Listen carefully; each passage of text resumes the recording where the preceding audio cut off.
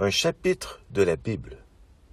Lettre de Paul aux Romains, chapitre 6. Mourir avec Christ pour renaître en Christ. Que dirons-nous donc? Demeurions-nous dans le péché afin que la grâce abonde? Loin de là, nous qui sommes morts au péché, comment vivrions-nous encore dans le péché? Ignorez-vous que nous tous qui avons été baptisés en Jésus-Christ, c'est en sa mort que nous avons été baptisés? Nous avons donc été ensevelis avec lui par le baptême en sa mort, afin que, comme Christ est ressuscité des morts par la gloire du Père, de même nous aussi nous marchions en nouveauté de vie.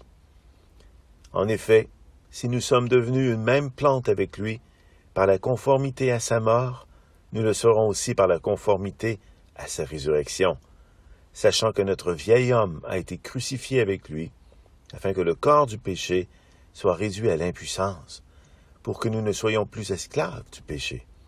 Car celui qui est mort est libre du péché. Or, si nous sommes morts avec Christ, nous croyons que nous vivrons aussi avec lui, sachant que Christ, ressuscité des morts, ne meurt plus. La mort n'a plus de pouvoir sur lui, car il est mort, et c'est pour le péché qu'il est mort, une fois pour toutes. Il est revenu à la vie, et c'est pour Dieu qu'il vit. Ainsi, vous-même, regardez-vous comme morts au péché, et comme vivants pour Dieu en Jésus-Christ. Que le péché ne règne donc point dans votre corps mortel, et n'obéissez pas à ses convoitises. Ne livrez pas vos membres au péché comme des instruments d'iniquité, mais donnez-vous vous-même à Dieu, comme étant vivants de mort que vous étiez, et offrez à Dieu vos membres comme des instruments de justice.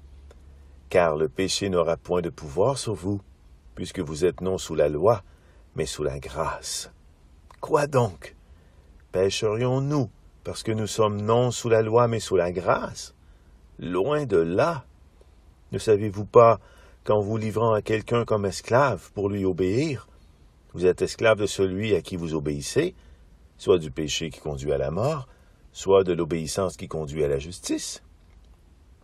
Mais grâce soit rendue à Dieu de ce que, après avoir été esclave du péché, vous avez obéi de cœur à la règle de doctrine dans laquelle vous avez été instruits.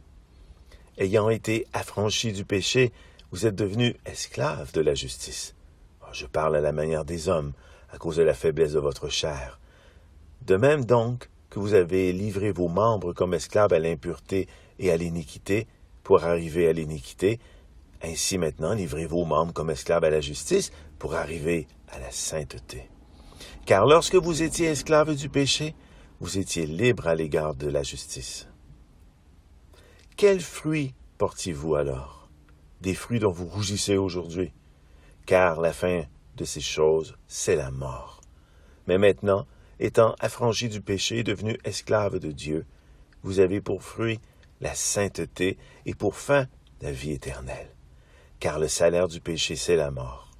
Mais le don gratuit de Dieu, c'est la vie éternelle en Jésus-Christ, notre Seigneur.